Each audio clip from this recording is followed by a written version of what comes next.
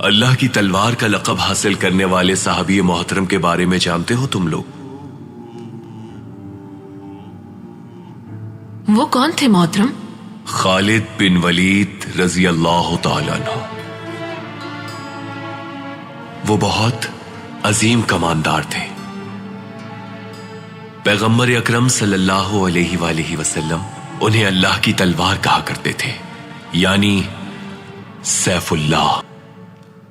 उन्होंने कभी कोई जंग नहीं हारी, बहुत से खित्तों में इस्लाम को राइज किया, बड़े बड़े लश्कर नीस्त तो नाबूद किए।